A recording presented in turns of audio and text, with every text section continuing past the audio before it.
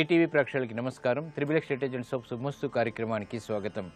ఈనాడు శుభమస్తు కార్యక్రమంలోని గ్రహఫల మంచంలో గ్రహాల యొక్క స్థితిగతులు, వాటి యొక్క శుభాశుభ ఫలితాల గురించి పరిశీలిద్దాం. అలాగే ఈరోజు 12 రాశుల వారికి ఏ సంఖ్యలు కలిసి వస్తాయి, రంగుల యొక్క ప్రాధాన్యత, ఏ దేవతల్ని పూజించాలి, ఎటువంటి దేవతాస్తుతులు పఠించాలి, మంత్రఫలం శీర్షికలో 12 రాశుల వారు ఈరోజు ఏ మంత్రాన్ని పఠించడం ద్వారా విజయాలు చేకూరుతాయి అనేటువంటి అంశాలతో పాటు ముఖ్యంగా 12 రాశుల వారు ఈరోజు చేపట్టవలసినటువంటి కార్యక్రమాలు ఏమిటో కూడా పరిశీలిద్దాం. ముందుగా నేటి పంచాంగ వివరాలు. శ్రీ మన్మథనామ సంవత్సరం అధిక ఆషాఢ మాసం, ఉత్తరాయణం, గ్రీష్మ ఋతువు. ఈరోజు అధిక ఆషాఢ శుద్ధ షష్ఠి, పునఃప్రయత్నాలకి పనికి వస్తుంది. అలాగే వారం ఇందువారం లేదా సోమవారం. ఈ రోజు మరో ప్రత్యేకత ఆరుద్ర కార్తె ప్రారంభం. ఈ సోమవారం నాడు చేసేటువంటి అన్నదానం, వస్త్రదానం చంద్రుడి ద్వారా ఏర్పడేటువంటి మానసిక రుగ్మతల్ని పోగొడుతుంది. ఈ రోజు నక్షత్రం మఖా నక్షత్రం, ఇది కేతు నక్షత్రం. ఈ రోజు మఖా నక్షత్రంలో పుట్టేటువంటి వారికి కేతు మహాదశతోటి ప్రారంభమవుతుంది. ప్రస్తుతం కేతు యొక్క స్థితి మీ నక్షత్ర స్థితి, ఆ స్థానాధిపతి అయినటువంటి బృహస్పతి ఉచ్చస్థితి కాబట్టి ఈ కేతువు కూడా ఆకస్మిక అనుకూల విజయాలు సాధించడంలో సమర్థత కలిగినటువంటి గ్రహం. ఇక గ్రహాల యొక్క స్థితిగతులను కనుక పరిశీలించినట్టయితే రవి కుజుల యొక్క స్థితి మిథున క్షేత్రంలో, బృహస్పతి శుక్రుల యొక్క స్థితి కర్కాటక క్షేత్రంలో, చంద్రుడి యొక్క స్థితి సింహ క్షేత్రంలో, రాహు యొక్క స్థితి కన్యా క్షేత్రంలో, కేతువు యొక్క స్థితి మీనక్షేత్రంలో, శని యొక్క స్థితి వృశ్చిక క్షేత్రంలో, బుధుడు యొక్క స్థితి వృషభ క్షేత్రంలో. ఇది ఈ రోజు ఉన్నటువంటి గ్రహస్థితి. ఇక ఈ రోజు 12 రాశుల వారికి ఏర్పడేటువంటి శుభాశుభ ఫలితాలను పరిశీలిద్దాం. ముందుగా మేషరాశి. ఈ రోజు మేషరాశి వారిని పరిశీలించినట్టయితే వ్యయం ఎక్కువగా ఉంటుంది. కార్యక్రమ నిర్వహణలో ఏర్పడినటువంటి ప్రతికూల పరిస్థితులను సడలించుకునేటువంటి అవకాశాలు దగ్గరవుతాయి. మానసిక ధైర్యం కలిగి ఉంటారు. చేపట్టేటువంటి కార్యక్రమాల్లో ఏర్పడినటువంటి ఆటంకాలకు పరిష్కారాలు పొందగలుగుతారు. నూతన బాధ్యతలు ఉద్యోగపరంగా పెరుగుతాయి. వ్యాపార దక్షత పెరుగుతుంది. వృత్తి, వ్యాపార, ఉద్యోగ సంబంధిత కార్యక్రమాల్లో ఆశించినటువంటి ప్రయోజనాన్ని ఆలస్యంగానైనా పొందగలుగుతారు. ఆరోగ్యం పర్వాలేదు. ఈ రోజు మీ అదృష్ట సంఖ్య 2. తెలుపు వర్ణం ప్రశాంతతను పెంచుతుంది. ప్రతికూల పరిస్థితులను దూరం చేస్తుంది. ఆహ్లాద పరిస్థితుల్ని కలిగిస్తుంది. ఆరోగ్య రక్షణకి దోహదపడుతుంది. అనుకూల దైవం శ్రీ మహావిష్ణువు. ఈ రోజు ఈ రాశి వారు శ్రీ మహావిష్ణువుని దర్శించి భక్తి శ్రద్ధలతో పూజాది కార్యక్రమాలు నిర్వహించడం ద్వారా ఆర్థిక వ్యవహారాల్లో మెరుగైనటువంటి మార్పులు చోటు చేసుకుంటే శ్రమ తగ్గుతుంది. నూతన వ్యాపార ఒప్పందాలు ఈ రోజు మీకు ఊరట కలిగిస్తాయి. ఈ రోజు వృషభ రాశి వారిని పరిశీలించినట్టయితే ఆర్థిక వ్యవహారాల్లో జాగ్రత్తలు వహించాలి. అనుకోని ఖర్చులు ఉక్కిరిబిక్కిరి చేస్తాయి. సంభాషణల ద్వారా సమస్యలు ఎదురయ్యేటువంటి సంఘటనలు లేకపోలేదు కాబట్టి జాగ్రత్తలు వహించాలి. ఉద్యోగ సంబంధిత కార్యక్రమాల్లో ఆచితూచి నిర్ణయాలు తీసుకోవాలి. వ్యాపార బాధ్యతలు బాగా పెరుగుతాయి. గృహ సంబంధిత కార్యక్రమాల్లో చిరు సమస్యలు తలెత్తుతాయి. ఆరోగ్య విషయంలో ప్రతికూలత కొనసాగుతుంది. ఈ రోజు మీ అదృష్ట సంఖ్య 9. ఎరుపు వర్ణం ధైర్యాన్ని కలిగిస్తుంది. ప్రతికూల పరిస్థితిని దూరం చేస్తుంది. అనుకూల దైవం ఆంజనేయ స్వామి. ఈ రోజు ఈ రాశి వారు ఆంజనేయ స్వామిని దర్శించి భక్తి శ్రద్ధలతో పూజాది కార్యక్రమాలు నిర్వహించడం ద్వారా మానసిక ధైర్యం పెరుగుతుంది.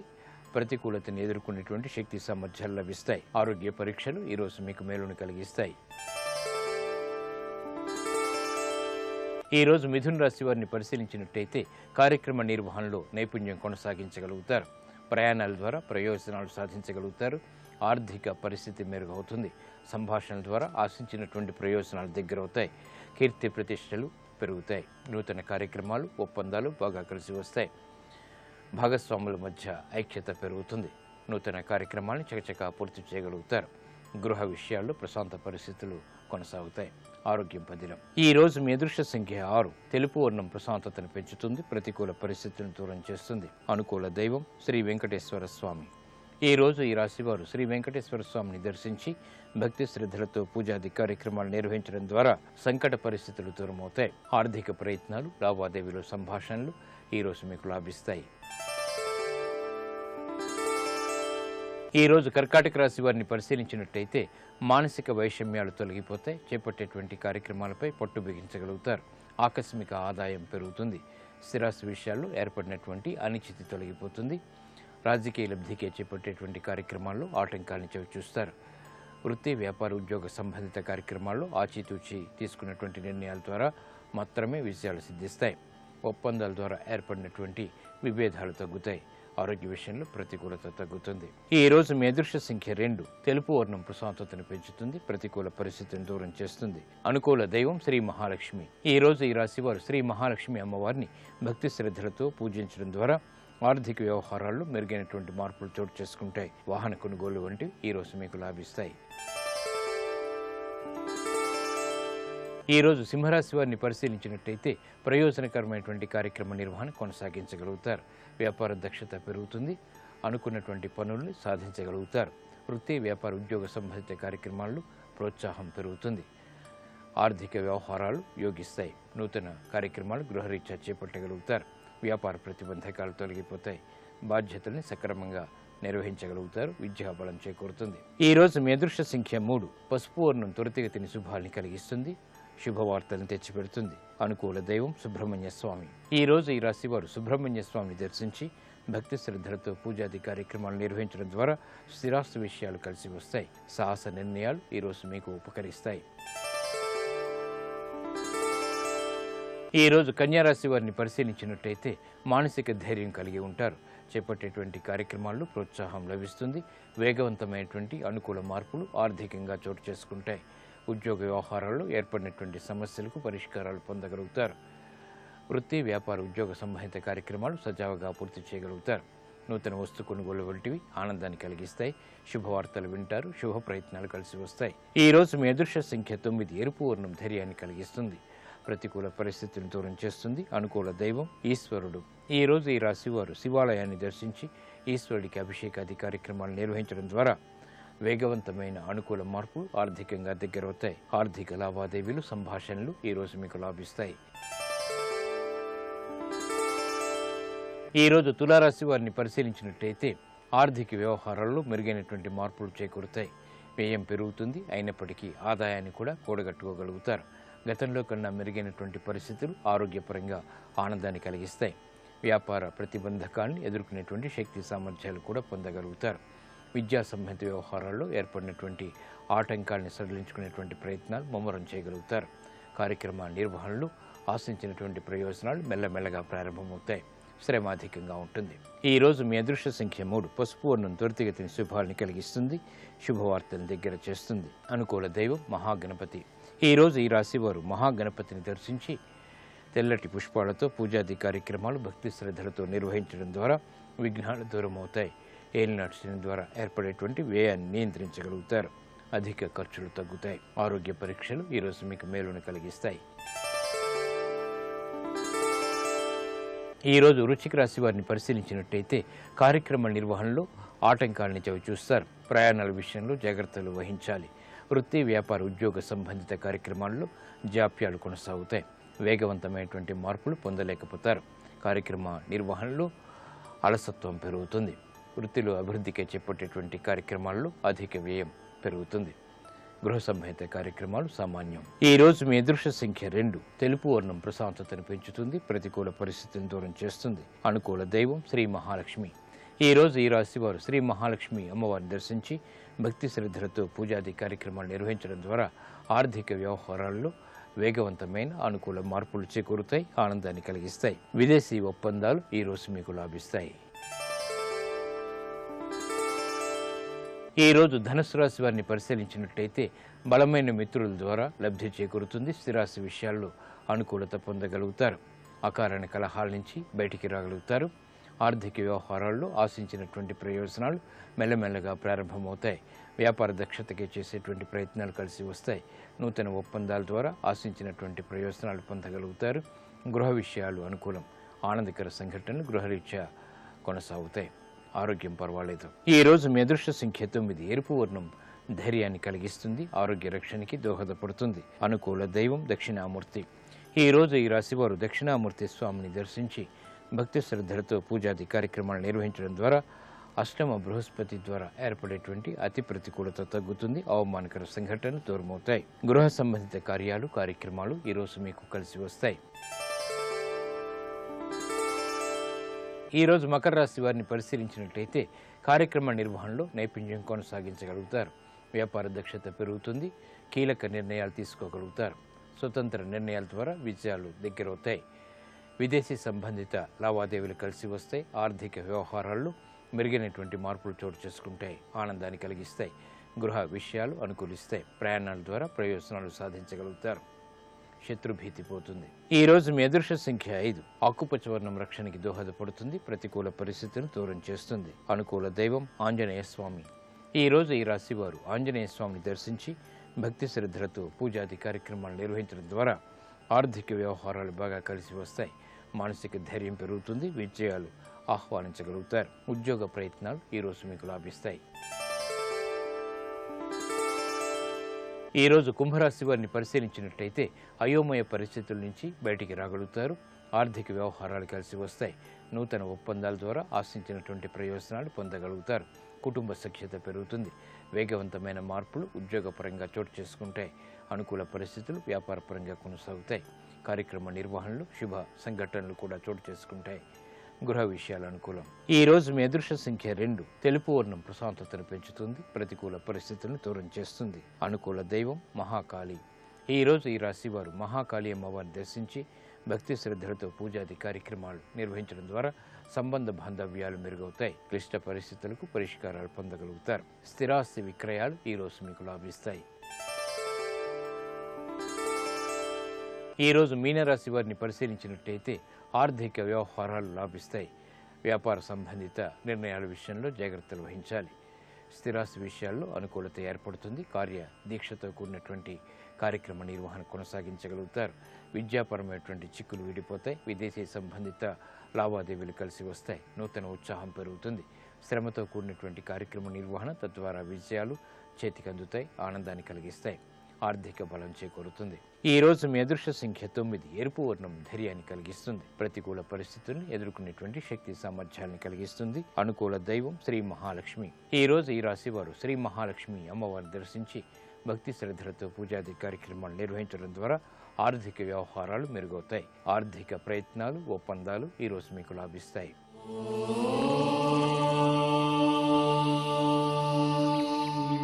మానసిక ప్రశాంతత పెంపొందింప చేసుకోవటానికి చేపట్టేటువంటి కార్యక్రమాల్లో విజయాలు సాధించడానికి ఈరోజు 12 రాశుల వారు ఓం సోమేశ్వరాయ నమః అనేటువంటి మంత్రాన్ని 11 సార్లు జపించడం ద్వారా ఉత్తమ ప్రయోజనాలు సిద్ధిస్తాయి.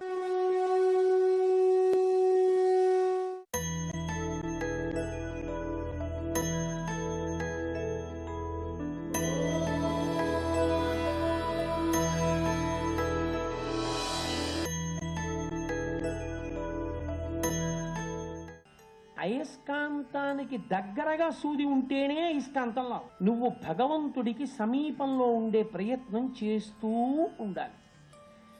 నువ్వు భగవంతుడికి సమీపంలో ఉండడానికి నీకు ఏ విధమైనటువంటి అవకాశము లేదన్న మాట మాట్లాడడానికి నీకు అధికారం లేదు. నీకు పుస్తకాలు చదవడం రాదు. నీకు భగవంతుడి పల్లకి పట్టుకునే అధికారం లేదు. స్త్రీవి దేవాలయం యొక్క ప్రాంగణాన్ని తుడు. నీకు పుస్తకాలు చదువుకుని అర్థం చేసుకోలేవు. పరవశంతో భగవన్నామాన్ని భజన చెయ్యి. నువ్వు భగవంతుని యొక్క మూర్తి ముందు కూర్చుని భగవంతుని యొక్క మూర్తిని చూసి పరవశం పొందగలిగినటువంటి హృదయ సంపత్తిని పెంచుకో. నీవు భగవంతుడికి దగ్గరగా జరగడం అన్నది నీకు చేత కావాలి. అన్నిటిలోనూ ఎలా దగ్గరగా జరుగుతూ ఉంటావో భగవంతుడి విషయంలో దగ్గరగా జరగడం అనేటటువంటిది సాధకుడు తనంత తాను చేయవలసినటువంటి కర్తవ్యము. నీవు ప్రయత్నించాలి సూదిగా అయస్కాంతానికి దగ్గరికి వెళ్ళడానికి. ఒక ఏకాదశి, ఒక ఉపవాసం చెయ్యాలి. ఒక మహాశివరాత్రి అభిషేకం చెయ్యాలి. ప్రతిరోజు దేవాలయానికి వెళ్ళి దర్శనం చెయ్యాలి, ప్రదక్షిణం చెయ్యాలి. అథవా 11 మాటలైనా కనీసం శ్రీరామనామం రాయాలి. ప్రతిరోజు ఒక గంట సేపైనా పూజ చెయ్యాలి. నీకంత సమయం లేకపోతే కనీసం ఒక్క 10 నిమిషాలైనా ధ్యానం చెయ్యాలి.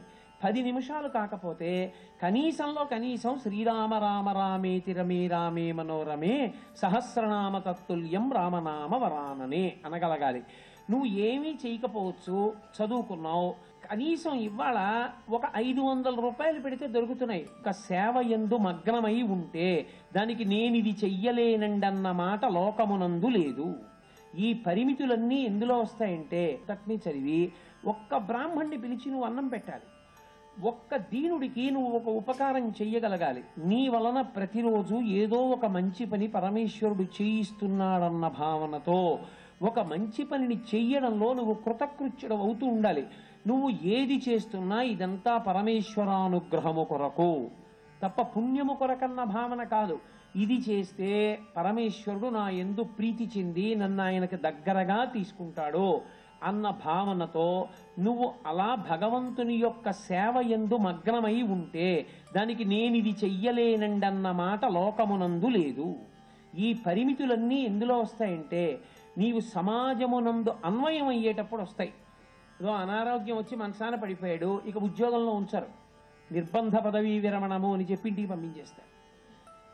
ఒక వ్యక్తి ఏదో ఎందుకు పనికి రాకుండా అయిపోయి కోమాలో ఉండిపోయాడు, ఇంటికి తీసుకురారు, అక్కడే ఉంటాడు. ఏదో పుచ్చుకుంటే పుచ్చుకున్నట్టు, లేకపోతే లేదు, ఇంకా ఆ వ్యక్తి వలన ఉపయోగం ఉండదు ఎవ్వరికి. కానీ నువ్వు ఎలా ఉండు పరమేశ్వరునితో నీ అనుబంధము మాత్రము తెగేది కాదు. నువ్వు ఎలా చెయ్యి ఆయన పుచ్చుకుంటాడు, నువ్వు ఏం చెయ్యి ఎలా చెయ్యి ఆయన పుచ్చుకుంటాడు. నువ్వు వండి పెట్టక్కర్లేదు, నువ్వు మానసికంగా పెట్టు ఆయన తింటాడు. నువ్వు పరవశంతో పాట పాడుకో భగవంతుడు వింటాడు. నువ్వు ఒక వీణ వాయించు ఈశ్వరుడు పొంగిపోతాడు. నువ్వు చక్కగా వెళ్ళి ఒక ఈశ్వరుని యొక్క క్షేత్రమునందు ప్రదక్షిణం చేయి భగవానుడు అనుగ్రహిస్తాడు.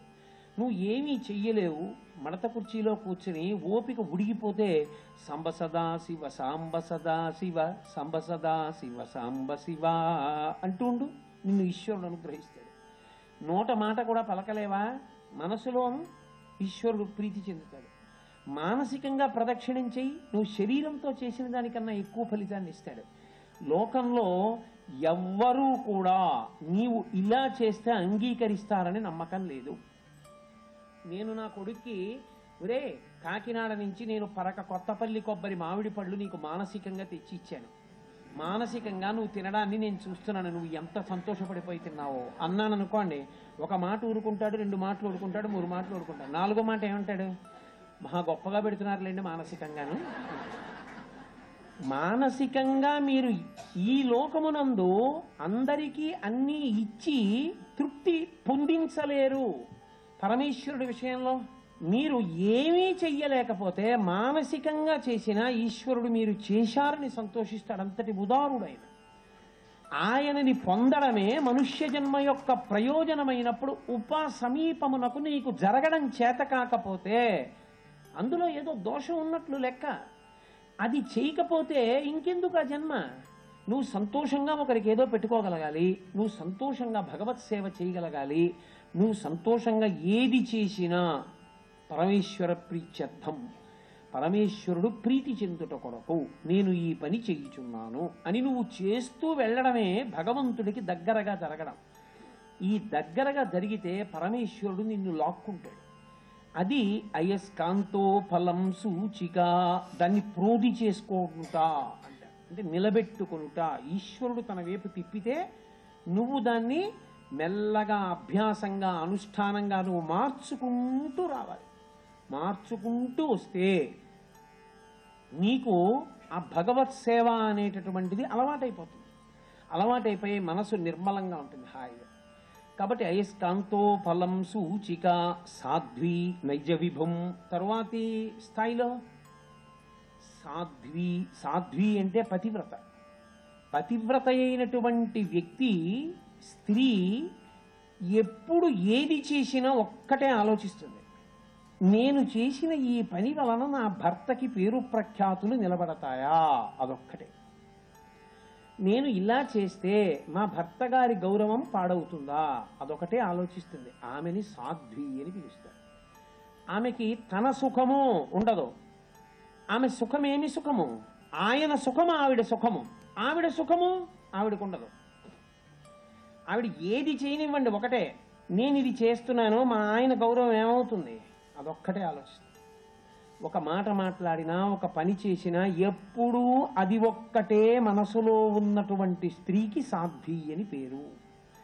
శ్రీరామాయణంలో రామచంద్రమూర్తి కష్టాలు పడ్డాడా, సీతమ్మ తల్లి కష్టాలు పడిందా అని అడిగారు అనుకోండి, సీతమ్మ తల్లి కష్టమే ఎక్కువ. ఎందుకో తెలుసా? కష్టాలలోకెల్లా పెద్ద కష్టం ఏమిటంటే మీ కష్టం చెప్పుకోవడానికి ఓ మనిషి లేకపోవడం. కష్టం రావడం ఒక ఎత్తైతే మీ కష్టాన్ని చెప్పుకోవడానికి ఓ మనిషి దొరికితే అదొక పెద్ద ఓదార్పు. అసలు కష్టం చెప్పుకోవడానికి మనిషే లేకపోతే అంతకన్నా కష్టం ఇంకోటి లేదు. రాముడికి పక్కన సుగ్రీవుడు ఉన్నాడు, స్వామి హనుమ ఉన్నారు, లక్ష్మణస్వామి ఉన్నారు. ఆయన చెప్పుకోగలరు. సీతమ్మ ఎవరికి చెప్తుంది? ఎవరున్నారు పక్కన ఆవిడికి? చుట్టూ రాక్షస స్త్రీలు ఉన్నారు. ఆవిడ ఏడిచినా బాధపడినా దిగమింగుకున్నా ఆవిడ ఇంకొకరితో పంచుకునే అవకాశం ఆవిడకి, ఆ స్వేచ్ఛా స్వాతంత్రాలు లేవు. ఆవిడ ఎక్కడికి వెళ్ళలేదు, వెళ్ళి మాట్లాడలేదు ఆవిడ. రాముడు అలా కాదు, అవసరం అనుకుంటే సుగ్రీవుడి దగ్గరికి ఎడతాడు, లేకపోతే హనుమని ఇలా పిలవండి అంటారు. సీతమ్మ ఎవరిని పిలుస్తుంది? అలా కుదరదు.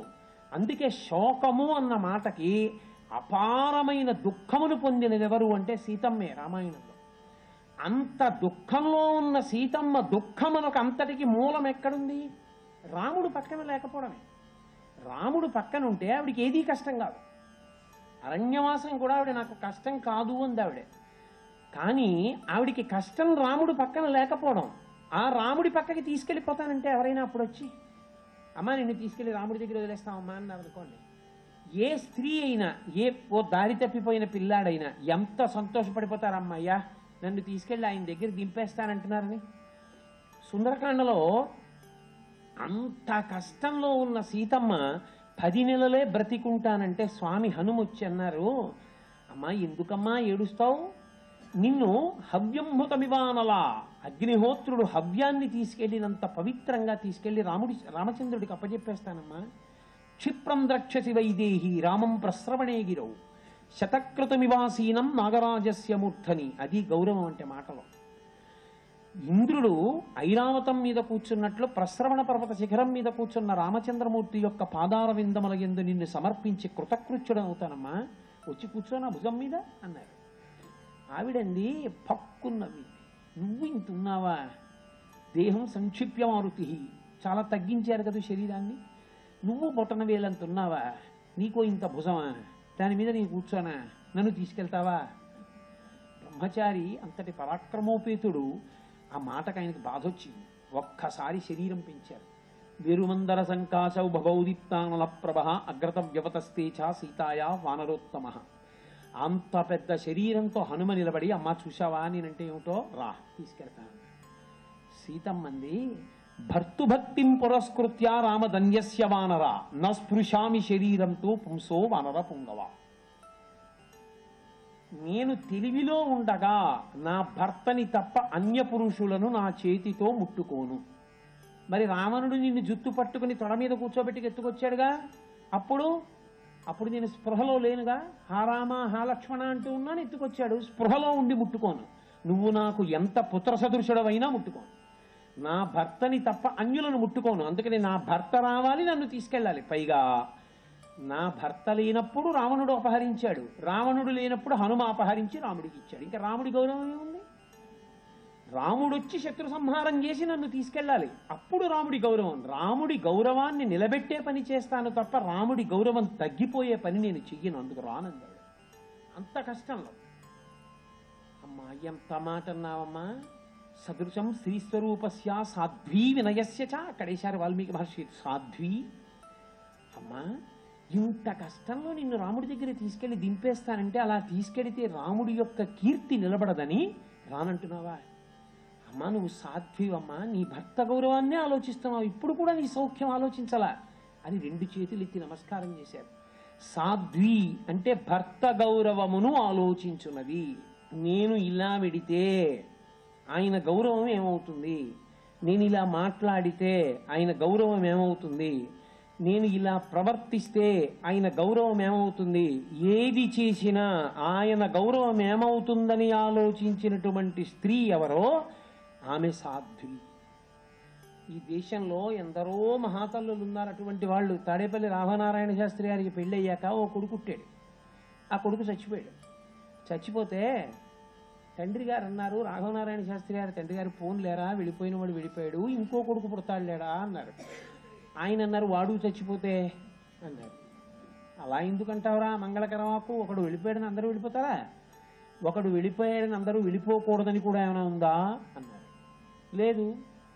కాబట్టి నాకు ఇంకా ఈ కృతక సంబంధముల మీద ఇష్టం లేదు.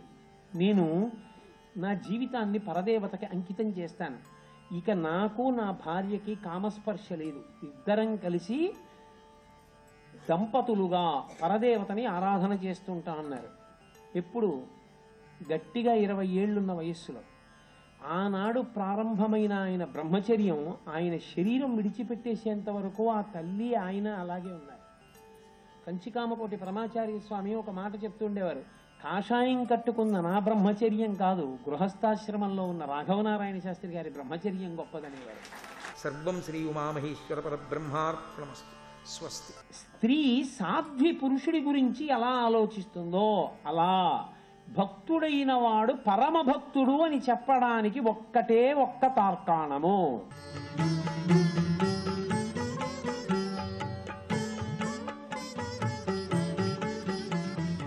ఈటీవీ ప్రేక్షకుల నమస్కారం. ట్రిప్లెక్స్ డిటర్జెంట్ సోప్ శుభమస్తు కార్యక్రమంలో శుభ నక్షత్రం అంశానికి స్వాగతం.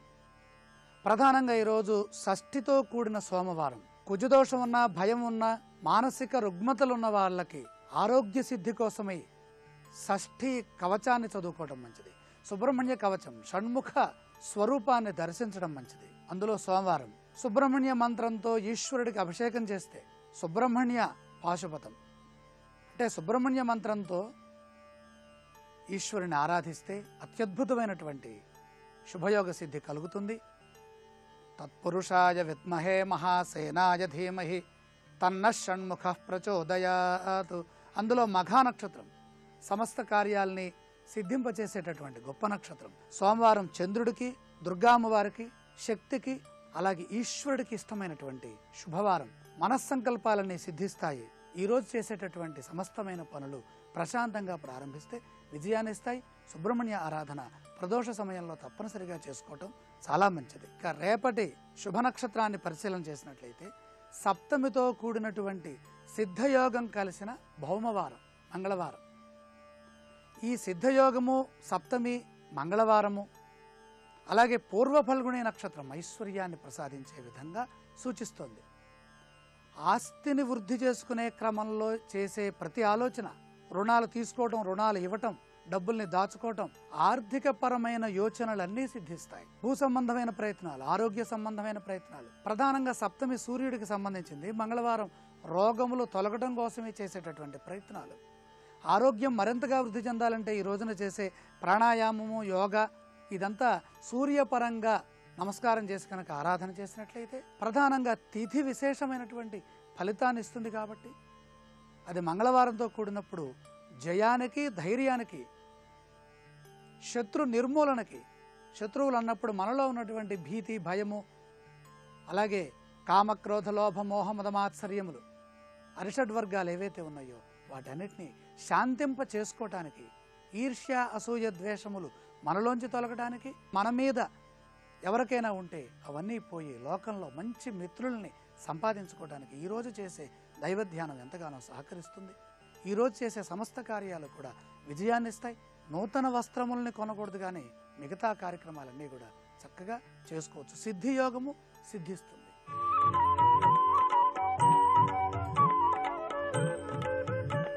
పేరులో పెన్నిధి అంశానికి స్వాగతం. ప్రధానంగా పేపో, రారి, చిత్త అన్ని నక్షత్రాల్లో విశేషమైనటువంటి శక్తివంతమైన బ్రహ్మదేవుడు అధిష్టానంగా కలిగిన చిత్తా నక్షత్రం. దశానాథుడు సాక్షాత్తు సుబ్రహ్మణ్యేశ్వర స్వామి, అంటే ఇక్కడ కుజగ్రహం. నేత కుమారో బుధ. నేత, నాయక లక్షణాలు కలిగిన వాళ్ళు ఎక్కువగా ఏ నక్షత్రాల్లో ఉంటారంటే అందులో ప్రప్రథమ స్థానంలో చిత్తా నక్షత్రం కనపడుతుంది.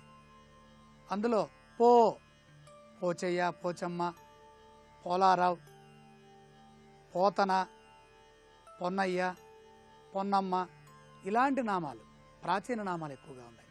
ప్రధానంగా భక్త పోతన దీంట్లో భాసిల్లుతున్నారు. మోక్షాన్ని ప్రసాదించే వాసుదేవ నామం ఇది.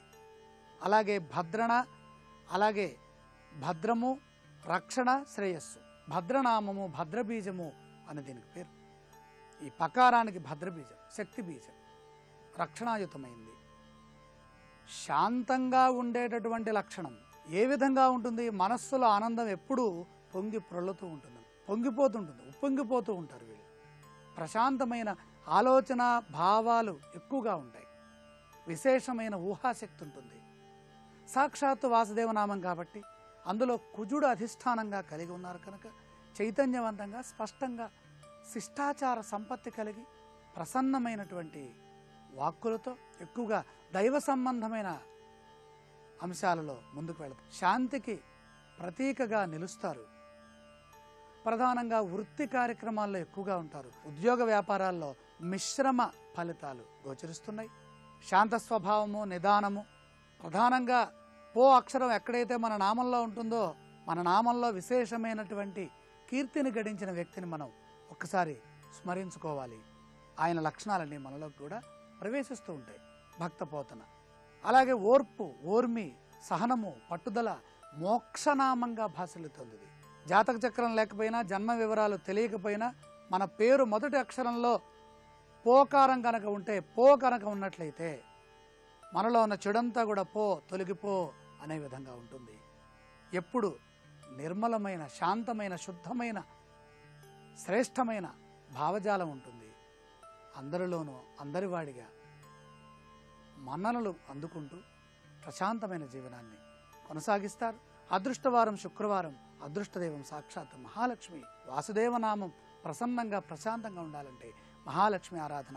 శ్వేత వస్త్రధారులై శుక్రవారం నాడు చేసేటటువంటి సంకల్పములన్నీ కూడా రాజయోగ పరంగా శ్రేయోదాయకంగా విజయాన్ని ప్రసాదిస్తాయి. రేపటి శుభమస్తు కార్యక్రమంలో రకారంతో ప్రారంభమయ్యే అక్షరాల్లో ఉన్నటువంటి భాగ్యసిద్ధి ఏ విధంగా ఉందో పరిశీలన చేద్దాం.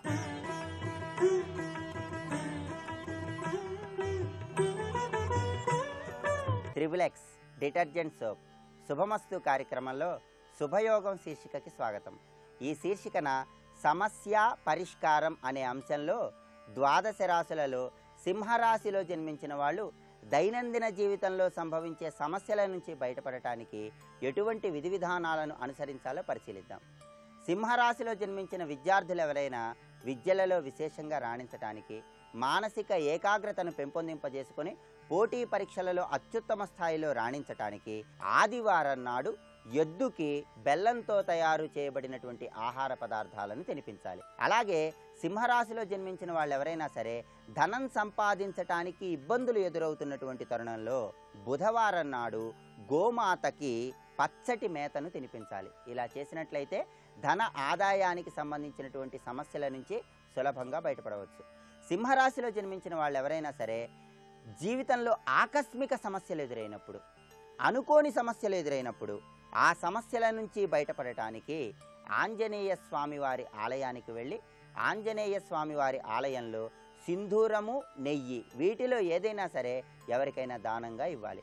అదేవిధంగా సింహరాశిలో జన్మించిన వాళ్ళు ప్రతి పనిలో నిరుత్సాహం ఎక్కువగా ఉండి చేతన శక్తి తక్కువగా ఉన్నటువంటి తరుణంలో చైతన్య శక్తిని పెంపొందింపజేసుకోవటానికి, నిరుత్సాహాన్ని తొలగింపజేసుకోవటానికి సూర్యుడి రూపు ఉన్నటువంటి ఒక రాగి బిళ్ళను తీసుకొని ఎరుపు రంగు దారంతో దాన్ని మెడలో ధరించాలి. ఇలా చేసినట్లయితే చైతన్య శక్తిని పెంపొందింపజేసుకోవచ్చు. సింహరాశిలో జన్మించిన వాళ్ళు ఎవరైనా సరే రుణబాధలతో సతమతమైపోతున్న తరుణంలో రుణబాధల నుంచి సులభంగా బయటపడటానికి ఒక ఎరుపు రంగు వస్త్రాన్ని తీసుకొని ఆ ఎరుపు రంగు వస్త్రంలో గోధుమలు, మసూర్ పప్పు, సింధూరం ఈ మూడింటిని కలిపి మూటగట్టి ప్రవహిస్తున్న నీటిలో విడిచిపెట్టాలి. ఇలా చేసినట్లయితే రుణబాధల నుంచి చాలా సులభంగా బయటపడవచ్చు. సింహరాశిలో జన్మించిన వాళ్ళు కుటుంబ సభ్యుల మధ్య విభేదాభిప్రాయాలు ఎక్కువగా ఉన్నటువంటి తరుణంలో, దాంపత్య జీవితంలో విభేదాలు వస్తున్నటువంటి తరుణంలో మంగళవారం నాడు నలుపు రంగులో ఉన్నటువంటి కుక్కకు రొట్టె ముక్కలు ఆహారంగా వేయాలి. ఇలా చేసినట్లయితే కుటుంబంలో, దాంపత్య జీవితంలో వచ్చే విభేదాభిప్రాయాల నుంచి సులభంగా బయటపడవచ్చు. సింహరాశిలో జన్మించిన వాళ్ళు మానసిక అశాంతి, ఒత్తిడి ఎక్కువగా ఉన్న తరుణంలో ఆ మానసిక అశాంతిని తొలగింపజేసుకొని ఒత్తిడి నుంచి బయటపడటానికి, అనారోగ్య సమస్యలను తొలగింపజేసుకొని చక్కటి ఆరోగ్యాన్ని సిద్ధింపజేసుకోవటానికి వరుసగా 6 ఆదివారాల పాటు మధ్యాహ్న సమయంలో జిల్లేడు చెట్టు దగ్గరకు వెళ్ళి జిల్లేడు చెట్టు మొదట్లో నీళ్లు పోయాలి. సింహరాశిలో జన్మించిన వాళ్ళు ఎవరైనా సరే 6 ఆదివారాలు మధ్యాహ్న సమయంలో జిల్లేడు చెట్టుకు నీళ్లు పోస్తే సకల అనారోగ్య సమస్యలను, మానసిక ఒత్తిడులను తొలగింపజేసుకొని ప్రశాంతమైన జీవితాన్ని గడపవచ్చు. అలాగే సింహరాశిలో జన్మించిన వాళ్ళు ఉద్యోగంలో స్థిరత్వం లేక, ఉద్యోగంలో ప్రమోషన్లు లేక, స్థిరమైన జీవనోపాధి లేక ఇబ్బందులు ఎదుర్కొంటున్నటువంటి తరుణంలో ఆదివారం నాడు సూర్యుడిని ఎర్రటి పుష్పాలతో పూజించి సూర్యుడికి బెల్లం పొంగల్ నివేదించి దాన్ని ప్రసాదంగా స్వీకరించటం, ఆదిత్య హృదయం పారాయణ చేయటం ద్వారా స్థిరమైన జీవనోపాధిని పొందటానికి, ఉద్యోగంలో ప్రమోషన్లను సిద్ధింపజేసుకోవటానికి అవకాశం ఎంతగానో ఉంది. సింహరాశిలో జన్మించిన వాళ్ళు ఎవరైనా సరే వ్యాపార రంగంలో నష్టాలు ఎక్కువగా వస్తున్నటువంటి తరుణంలో వ్యాపారంలో లాభాల కోసం బుధవారం నాడు శ్రీ మహావిష్ణువు చిత్రపటానికి ఒక పసుపు రంగులో ఉన్నటువంటి పువ్వును అలంకరించి ఓం వషట్కరాయ నమః అని 21 సార్లు చదువుకోవాలి. ఇలా చేస్తే సింహరాశి వాళ్ళు వ్యాపార పరంగా అద్భుతమైనటువంటి శుభ ఫలితాలను పొందవచ్చు. సింహరాశిలో జన్మించిన వాళ్ళు ఎవరైనా సరే వివాహం కోసం ఎన్ని ప్రయత్నాలు చేస్తున్నా సరే వివాహం ఆలస్యమవుతున్నటువంటి తరుణంలో శ్రీ మహావిష్ణువు యొక్క చిత్రపటంలో ఆయన వక్షస్థలం ఉన్నటువంటి ప్రాంతంలో గంధము వెన్నపూస అలంకరించాలి. అలా శ్రీ మహావిష్ణువు చిత్రపటంలో వక్షస్థలానికి అలంకరించిన గంధము వెన్నపూస కొద్దిగా ప్రసాదంగా స్వీకరించాలి. ఇలా చేసినట్లయితే వివాహ ప్రయత్నాలలో విజయాన్ని సిద్ధింపజేసుకుని సత్వరమే వివాహ ప్రాప్తిని పొందవచ్చు. వచ్చే సోమవారం శుభమస్తు కార్యక్రమంలో శుభయోగం శీర్షికన కన్యా రాశిలో జన్మించిన వాళ్ళు దైనందిన జీవితంలో సంభవించే సమస్యల నుండి ఎలా బయటపడాలో పరిశీలిద్దాం. రేపటి శుభమస్తు కార్యక్రమంలో శుభయోగం శీర్షికన లక్ష్మీదేవి యొక్క ఆగమనం కోసం ఇంటి ఆవరణలో పూజా మందిరంలో ఎటువంటి ముగ్గులను వేస్తే చక్కటి శుభ ఫలితాలను పొందవచ్చో పరిశీలిద్దాం.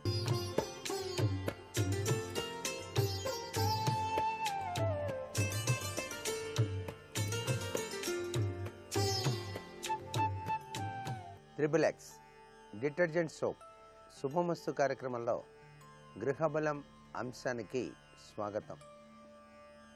విద్యా దదాతి వినయం అని శాస్త్రం. విద్య అనేటువంటిది సరస్వతీ కటాక్ష వీక్షణానికి నాంది వాక్యం పలుకుతుంది. అందుచేత ఎక్కువ మంది పుస్తకాలని చదివి విశిష్టవంతమైనటువంటి జ్ఞాన సముపార్జన చేసేటువంటి లక్షణం కలిగి ఉంటారు.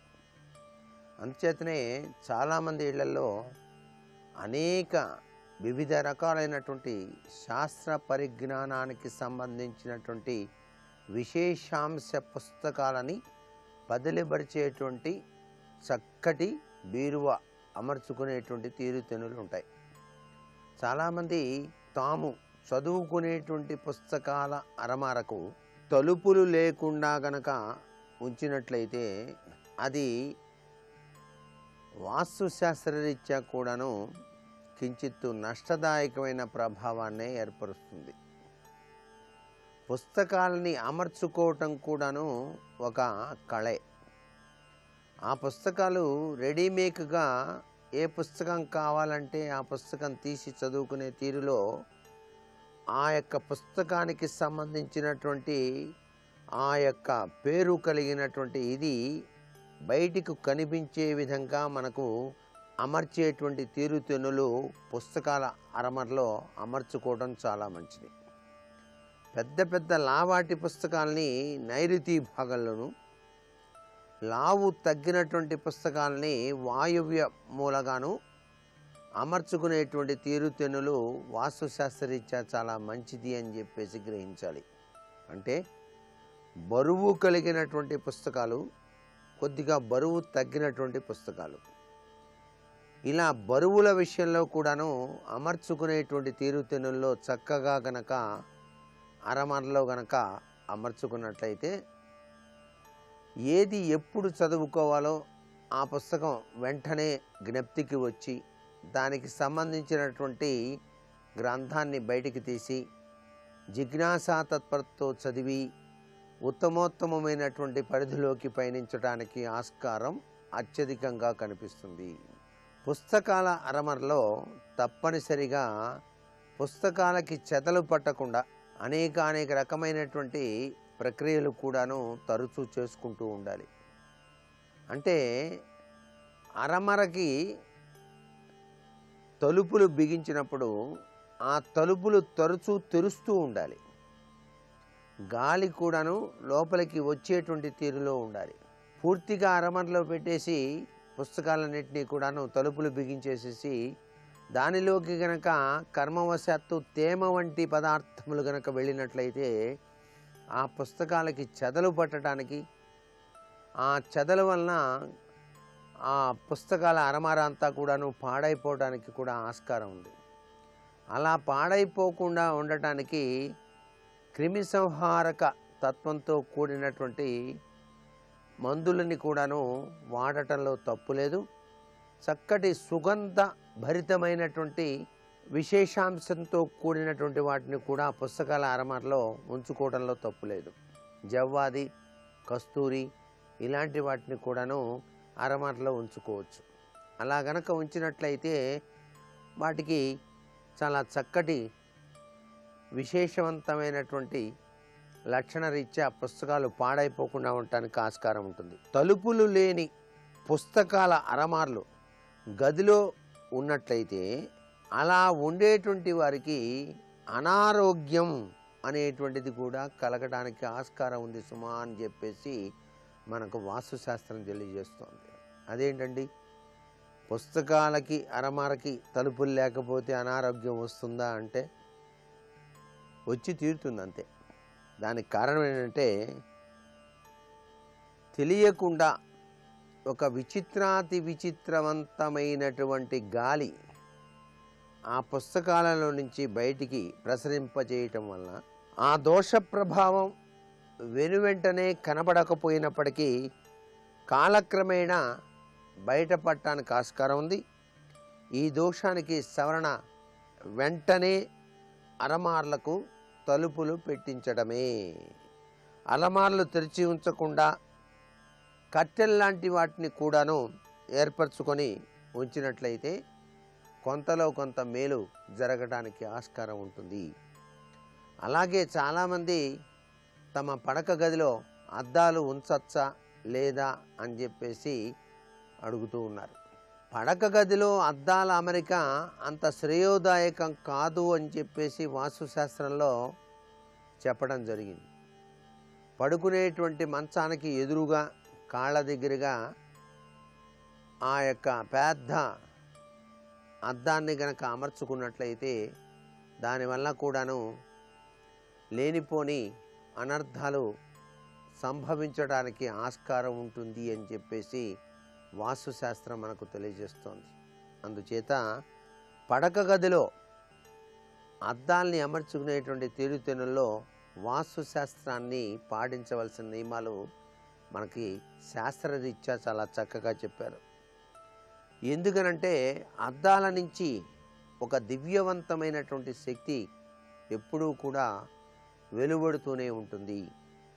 ఆ శక్తి మనం అద్దాలని ఉంచిన చోటును బట్టి అత్యంత విశేషవంతమైనదిగానో లేదా అత్యంత హానికరమైనదిగానో ఉండటానికి ఆస్కారం ఉంది. అందుచేత పడక గదిలో అద్దాలు అనేటువంటివి పూర్తిగా నిషేధించడం మంచిది అని చెప్పేసి కొందరు వాస్తుశాస్త్రవేత్తలు మనకు తెలియచేస్తున్నారు.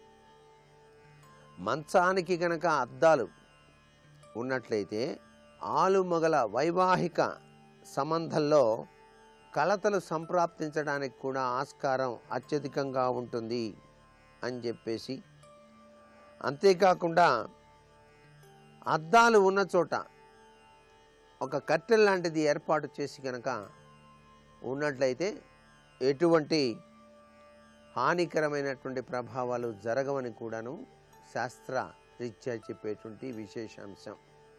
ఏది ఏమైనప్పటికీ ఇంట్లో అద్దాలు ఉత్తర ఈశాన్యం, తూర్పు ఈశాన్యం ప్రతి గదిలోనూ ఉంచుకోవటం కూడాను శుభదాయకవంతమైన ప్రభావాన్ని కలిగింపజేస్తుంది అని కూడా మనకు వాస్తుశాస్త్రంలో చెప్పారు. నిద్రించేటువంటి భార్యాభర్తలు ప్రతిబింబించేటువంటి అద్దాలు వారి జీవితాలలో కొంత కలతలకి దారి తీయటానికి ఆస్కారం ఉంది అనేటువంటి విషయాన్ని గుర్తుపెట్టుకొని ఎప్పుడూ కూడా పడక గదిలో ఎదురుగా అద్దము అనేటువంటిది ఉండరాదు అనేటువంటి విషయాన్ని కూడా గుర్తెరగాలి. నేటి వాస్తు సందేహాన్ని గనక పరిశీలన చేసినట్లయితే ఒక గృహ నిర్మాణం కట్టినప్పుడు ఆ గృహం పక్కన దక్షిణ దిశలో చాలా ఖాళీ స్థలం ఉండి ఇంకా నిర్మాణాలు ఏమీ జరగలేదు. కేవలం ఒక్క ఈ గృహంతో పాటు ఈ ఉత్తరం వైపు, తూర్పు వైపు, పడమర వైపు మాత్రమే నిర్మాణాలు జరిగాయి. అటువంటి పరిస్థితుల్లో దక్షిణం వైపు అత్యధిక ఖాళీ స్థలం ఉన్నటువంటి గృహం ఉన్నటువంటి వారికి అనేక సమస్యలు ఎదురవుతున్నాయి. దీని నివారణకు ఉపాయం ఏమిటి అన్నది ప్రశ్న.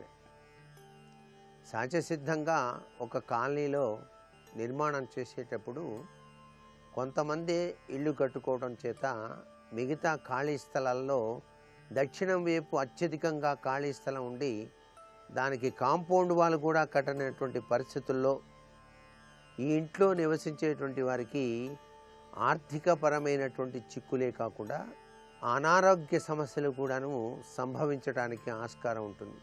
అటువంటి పరిస్థితుల్లో వీరు ఏం చేయాలంటే, వీరి ఇంటికి దక్షిణ దిశలో ఉన్నటువంటి స్థలంలో కొబ్బరి చెట్లు నాటినట్లయితే ఆ కొబ్బరి చెట్ల యొక్క ప్రభావం దక్షిణం బాగా పెరిగినటువంటి స్థలం ఉన్నప్పటికీ కూడాను ఈ యొక్క ఇంటిపైన ప్రభావాన్ని చూపదుగాక అని చెప్పేసి మనం గ్రహించాల్సి ఉంటుంది. మరికొన్ని ముఖ్య విషయాలు రేపటి శుభమస్తు కార్యక్రమంలో తెలుసుకుందామా. మరి సర్వే జనా సుఖినో భవంతు.